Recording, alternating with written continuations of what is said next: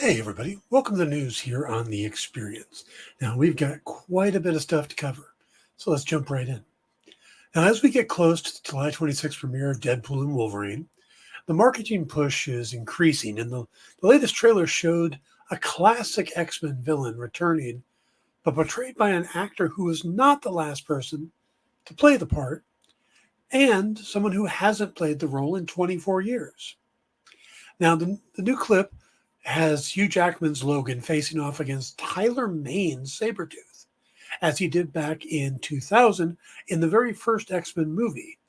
That's not the last time the character's been on the big screen, though, as the role was taken over by Liev Schreiber in 2009's X-Men Origins Wolverine. Now, the character was created originally by Chris Claremont and John Byrne, but not in the X-Men comics or a Wolverine title, but rather as a recurring villain for Danny Rand in the pages of Iron Fist number 14 in 1977. Now, at the time, he was just called the Slasher, and he made several appearances in the series because he was, like I said, a recurring character. But he would make other appearances. He'd fight Spider-Man, a few other things, and then he'd pop up in the 1986 Mutant Massacre storyline as a member of the Marauders. Now, from there, he was split off from the Marauders and became Wolverine's archenemy, mostly done by Chris Claremont, who's the guy that originally created the character. Now, they also kind of sewed him into Wolverine's past, tie him into his origin, the whole thing. But the choice of bringing Maine back rather than Schreiber, it might simply be, come down to the fact that there was a young executive working on that X-Men film who's maybe got a little pull in the Marvel universe, a guy named Kevin Feige. So, just saying. Now, since 2012 release of The Avengers, we've been hearing how the stars have, of the movie formed a real close bond. And they keep in touch through a still existing group chat. That's what, 12-year group chat? You got any 12-year group chats? And while that's a nice story for social media, Jeremy Renner assures people that this is real, that they really are friends. And he said in an interview with Men's Health magazine, "Oh, F yeah, it's a real thing. It's not just for Instagram. We effing hate that S. No, we have a family chat and have for a long time. When you work with people, look, we all went through a culturally significant experience together. And there's divorces and marriages and babies and a lot of stuff happened in those 12 years. In the films, we look like we were a costume party. And that's ridiculous props and we're doing these silly things. But it's also beautiful because we're all connected." Now, the Hawkeye star went on to say that there's a brotherhood or sisterhood or whatever the heck you want to call it. I just call it love. I love every one of them. I'd rather go to jail with Robert Downey Jr. than go to something amazing by myself, or I'd rather get into a car crash with Chris Evans. I'm pretty sure that Robert Downey Jr. and Chris Evans would like to avoid both of those things, but it's a really cool sentiment. Empire Magazine got an exclusive image from the upcoming Marvel Disney Plus series Agatha All Along, which is, of course, a spinoff of WandaVision from Jack Schaefer. Now, that will feature Catherine Hahn's character of Agatha Harkness, who we originally met in WandaVision under the name of Agnes. And but Hahn won't be alone. Agatha All Along will also include what is described as a desperate mixed bag of witches. Now, these include Patti LuPone's Lila, Sashir Zamata's Jennifer, Deborah Jo Rupp's Sharon, which is interesting because she was in the first season as well, and then Ali Ann's Alice. Schaefer said, "What they have in common is that they're covenless witches. Witches are defined by deception, treachery, villainy, and selfishness. What do you do when you have a group of witches who demonstrate these notions and you need them to work together?" Now, while details about the show, of course, are completely being kept under wraps, Schaefer did give us an idea of what the tone was. She said, "Where WandaVision played with the form of classic TV sitcoms, here we do a lot of playing with the assumptions about witches. like what are the shorthand visuals for witches? And we won't be getting the same conniving Agatha from WandaVision. She said, we certainly didn't want a one-dimensional nasty witch. We'll have moments where we see Agatha's true heart. Agatha All Along is set to debut September 19th on Disney Plus. Now, when Joseph Quinn was offered the part of Johnny Storm, the Human Torch in the Fantastic Four movie, he was in luck because he was currently working on A Quiet Place Day One with his co-star Lupita Nyong'o, who also happens to be in the MCU. And she was able to offer him some pretty good advice. Now, Quinn told People magazine, she said that I'm going to have a blast and to enjoy it. She was very helpful when I was considering all that stuff. She's obviously part of that world and spoke about her experience with a lot of fondness, so it was encouraging. Now, Nyong'o, if you don't know, is part of the Black Panther franchise, playing Nakia since 2018's original film and then returned for Wakanda Forever in 2022. She had previously told Extra about advising Quinn, saying that she had given him the 10 Commandments of Marvel. Like don't say anything because they will hunt you down. A Quiet Place Day One just entered theaters this weekend. Now, moving over to DC, because we need to cover them too. A recent set photo posted by James Gunn from the current filming of Superman has folks kind of talking. But this one isn't about the costume.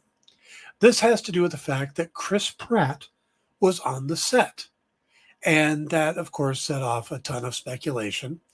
Now, the man known as Star-Lord was asked if he would consider joining Gunn or rejoining Gunn over in the DCU. He said, yes, of course. If it could fit into my schedule and it made sense, I would love it. But he hasn't forgotten about the MCU either. He said, of course I love playing Star-Lord, and hopefully there's a chance that can come back.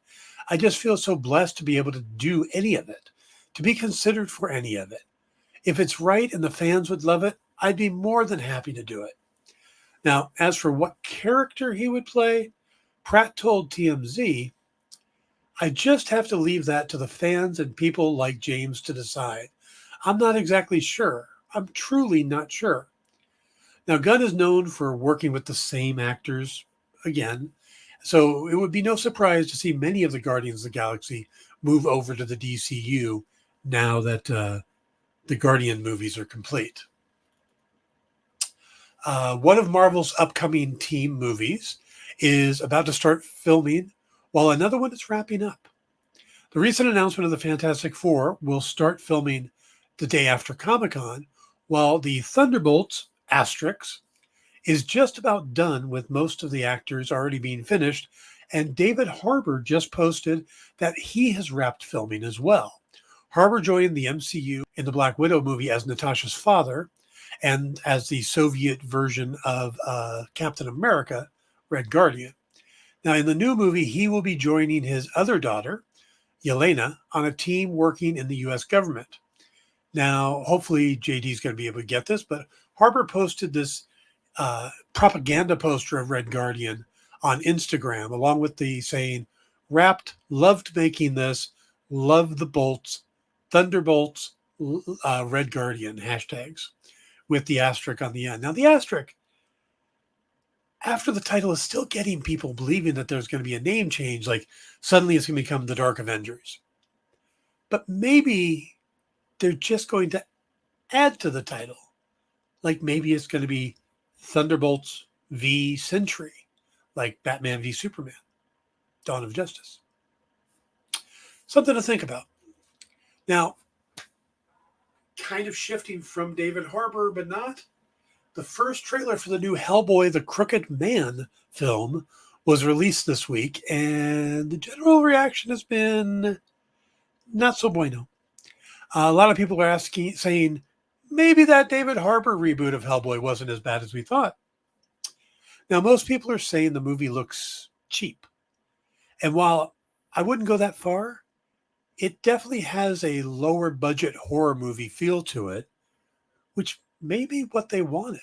Because if you think about it, the previous Hellboy movies, They started getting a little darker with the more recent one, but they're more action, more hero type movies. And Hellboy is, for all intent and purposes, a horror story. So now the film is actually being written or was written by Hellboy creator Mike Mignola and his regular collaborator Christopher Golden. They work on the Hellboy books together. So this is coming straight from them. And of course, it's based on the Crooked Man story, which it's set in the 1950s, where Hellboy and a rookie BPRD agent are stranded in the rural Appalachian Mountains, and they discover a small community haunted by witches and led by a local devil with a troubling connection to Hellboy's past, the Crooked Man. Now, this is being directed by Brian Taylor, and previously Taylor had done the Crank movies, 1 and 2 with Jason Statham. Also, Ghost Rider: Spirit of Vengeance, the second Ghost Rider movie with Nicolas Cage. And he wrote a chunk of episodes of a TV series called Happy, which starred Chris Maloney and Patton Oswalt, which was way better than it ever deserved to be. I mean, it was a good show. Now, Jack Casey is putting on the shaved horns and the prehensile tail. And he's going to be in a cast that includes Jefferson White, Leah McNamara, and Joseph Marcel. Now, currently, if you look it up, it says that the movie is going to be coming out on September 19th, same day as Agatha All Along. But the trailer doesn't say that. The trailer that was released just says coming soon. So don't be surprised if there is a date change on that. All right, guys, that is going to wrap it up. Remember to stick around today for A Minute to Skim It, Mint Hunter, and Kicking It with Henri. I will not be doing a show on Thursday because of the 4th of July. I will be observing my normal holiday tradition of watching the musical 1776 with William Daniel, Ken Howard, and Howard Da Silva. If you have not seen it, I highly recommend it, especially nowadays with everybody questioning everything. It's a pretty good representation of what it was like when the Declaration of Independence was actually signed and what our founding fathers were really like. So, thank you guys for tuning in. I will see you later. Have a great holiday. Stick around for the other shows. Take care.